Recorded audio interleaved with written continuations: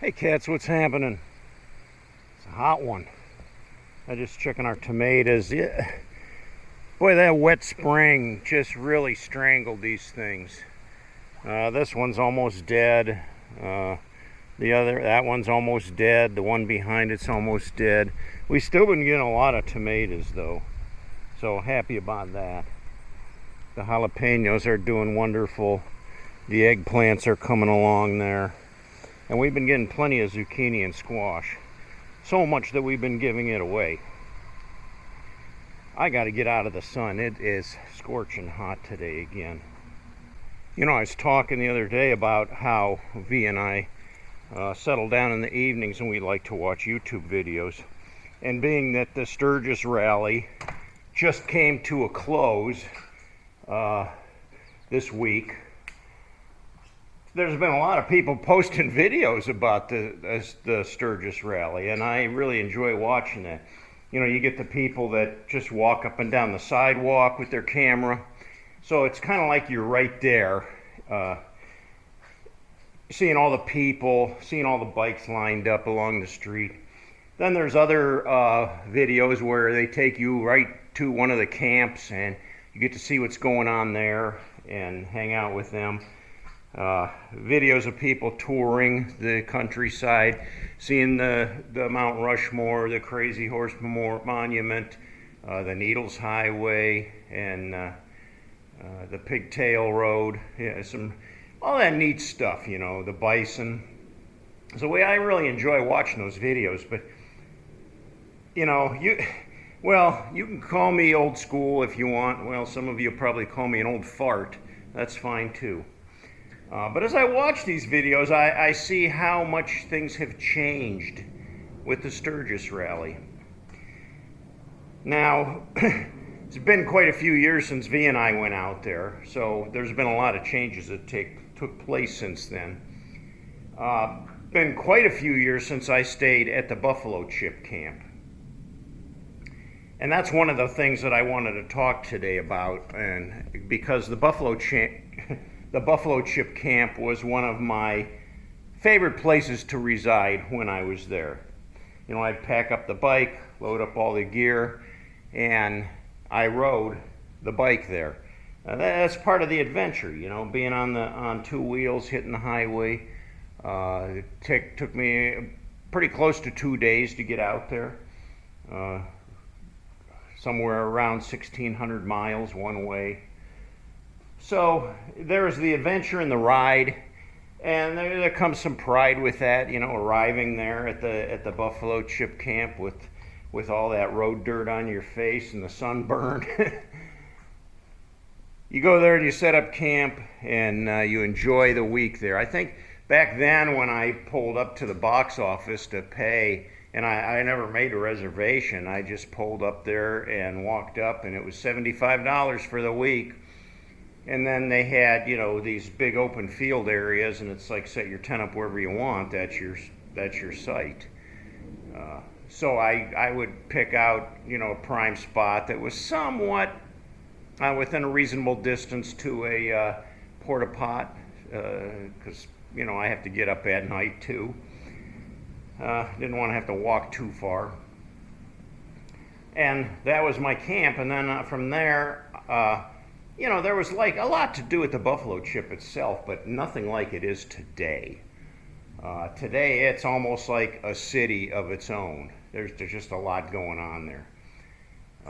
They've expanded the camping, basically expanded it for a lot of RV camping, which was never there before. I think when I used to go there, there was only maybe a dozen RV sites that were available with electric hookups, and now I think you can get water and electric, and it's amazing. One of the things that I noticed though, and you know, I like to call them yuppies. Some of you guys call them rubs, the acronym for rich urban biker. The new age, you know, the millennials moving in and taking over the Sturgis rally. And that's fine. Changes like that happen. but it's kind of morphed into something more than what it used to be. When I was there, rode the bike in, and you came in right through the main stage area, and there wasn't a whole lot there. Down to the right-hand side of the stage, there was a bar where you could, get a ice cold beer, and if you went to the right of that, there was like a Pizza Hut vendor where you could get a slice of pizza, a whole pizza. In the mornings, they served coffee and donuts there. But for breakfast, I generally just go over to the CMA barn, the Christian Motorcycle Association. You could get free pancakes, oatmeal packets, generic cereal, powdered milk, coffee, and even orange juice sometimes. It was all free. And then there was some other vendor tents around the outskirts of that concert area, but outside of that, I think they did have a general store down at the one end and a shower house and a laundromat. But once you went beyond that, that was about it. That was about it. They did have a lot of entertainment there, though. I think there was the main stage, and then there was 2 satellite stages on each side of the main stage, where they would have smaller entertainment things going on during the day, kind of staggered. I know they had things like alligator wrestling, the weenie bite contest. They had some acoustic guitar players, things like that went on during the day. And then in the evening, they had the big name shows. I saw a lot of good concerts there, of course, my favorite one was the Steppenwolf show, and even got to see John Kay on his Steppenwolf chopper. I saw Cher Bono there. I saw Marshall Tucker Band. I saw ZZ Top. I saw Robbie Knievel, Evel Knievel's son, jump over the stage, which was pretty cool. There was a lot of entertainment going on there, so that was fun. There was lots of fun and games at the Buffalo Chip. Met some really cool people there, and they had the tire drags and different contests that we entered, and it was a lot of fun back then. What I would do, though, during the day, I would just take off and ride all day. I mean, I could ride all over the place. I could ride over to Deadwood. I could ride up to Spearfish, run Spearfish Canyon. I could ride down to Custer State Park and see the herds of bison down there. So it was a pretty fun week of vacation and a lot to do. I was busy all the time. And then in the evenings, it was just a big party with the concerts and the Burnout Bridge and all the stuff that went on at the Buffalo Chip there. Now, the interesting thing I wanted to talk about, though, is when you go and look at the videos of the Buffalo Chip camp in particular, that because that was kind of the one that I always habitated when I was there. A lot of these guys are riding around in golf carts now. Yeah, I mean, you never even saw a golf cart there back in the day. It was all motorcycles. In fact, during the concert in the evening, you could ride your motorcycle practically right up to the stage if you wanted to and sit on your bike and watch the show. Now, most people were smart enough that they didn't want their bike up by the stage because if you've ever been to a concert, that's where the biggest crowd of people are. So I parked my bike back a little bit from the stage. There was a dirt road that went right through the middle of the concert ground, which is now a paved road. And I see they put like big cement blocks along the side of that road facing the stage. So it doesn't allow you to park your motorcycle in that area anymore. You have to park it behind that road. But I see lines of golf carts lined up there, and people just sit in their golf cart and watch the concert. We used to just sit on our motorcycles and watch the concert and party from there. In fact, I was there for one concert. I can't remember which one it was, which year it was, but the one night it was crowded and it was late, and I had a little too much to drink and didn't really want to, or wasn't capable, I don't think, of riding the bike back to my camp. So I just laid on the ground right next to my bike and crashed out and fell asleep right there at the concert ground. And I got a good night's sleep. I woke up in the morning and it was daylight. And there was volunteers picking up trash. You know, they had trash bags and picker sticks, and they were picking up beer cans and cigarette packets and whatnot that was laying on the ground. I got up, and they didn't seem to care one bit, because the Buffalo Chip camp, being that it's private property in its own community, there's no real law and order there, or there wasn't back then. You could do whatever you wanted to do. You could drive drunk if you wanted to, as long as you stayed within the compounds of that campground. So I got a lot of good memories of the way the Buffalo Chip was back then, but it's quite different today. It's huge today. It's like a city. It's built up so much.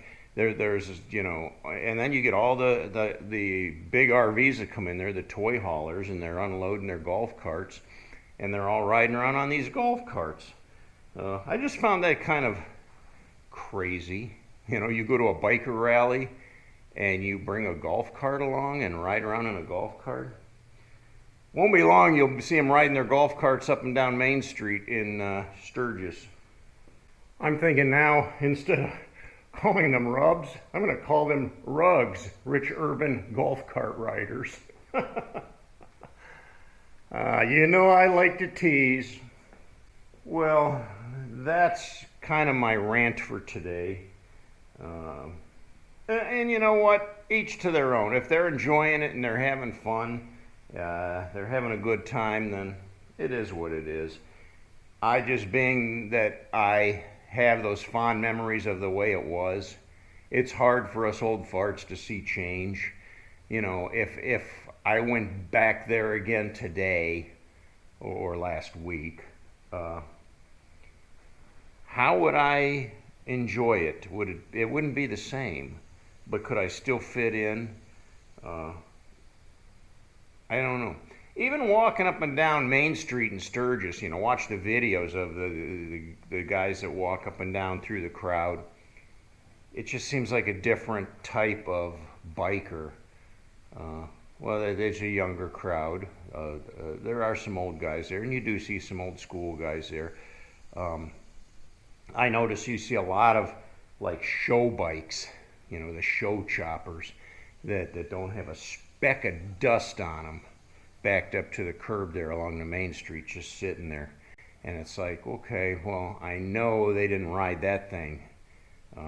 Probably trailered them in, and they rode it in the morning to Main Street, backed up to the curb and parked it there just to show it off. Found that interesting too. I see a lot of that, just show bikes. Well, Sturgis is over, but the Black Hills is always there. It makes for a great vacation no matter what time of year you go there. There's so much to see. The monuments as well as the natural features there. The canyons, the waterfalls, the bison herds, the Black Hills themselves, the Needles. I mean, there's just so much to see and experience there. And makes a fun vacation. Will I ever go back there again? Maybe someday. I can't say when. Anyway, thanks for watching. Thanks for joining us today. And I hope you enjoy the video.